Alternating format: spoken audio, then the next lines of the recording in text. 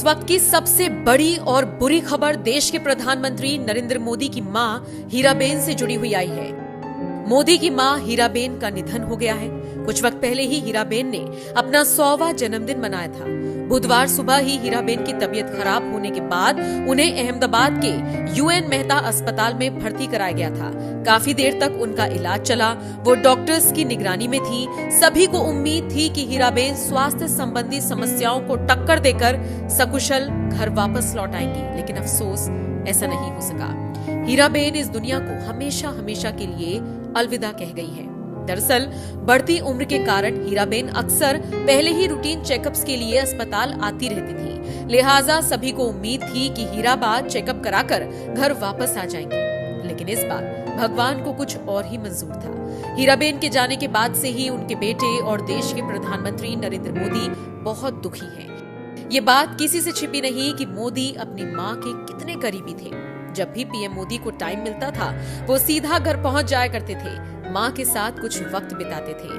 कभी उनके पैर धोते थे तो कभी उनका आशीर्वाद लेते थे। कभी उनके साथ चाय पीते पीते गपशप करते हुए नजर आते थे। मां के निधन की खबर ने हर किसी को तोड़ कर रख दिया। ऐसा इसलिए क्योंकि भले ही हीराबेन मोदी की मां थी, लेकिन देश के हर एक शख्स से उनका खासा कनेक्शन था। मोदी सरकार जिस तरह का काम देश में कर रही है, उससे प्रभावित जनता हीराबेन का भी खूब सम्मान करती है, जिसने मोदी जैसा सपूत देश को दिया। पूरा देश उनको मां की नजर से देखता रहा और वैसा ही सम्मान देता रहा। जिस वक्त देश में मोदी सरकार ने नोटबंदी का फैसला लिया था, उस वक्त लोगों को एटीएम के बाहर लंबी लंबी कतारों में लगना पड़ा था। विपक्ष ने इसे खूब मुद्दा बनाया था, लेकिन मोदी की मां ने खुद लाइन में लगकर विरोधियों को ये संदेश दिया था कि देश हित में अगर कोई फैसला लिया जाता है तो थोड़ी बहुत परेशानी झेलने में कोई हर्ज नहीं।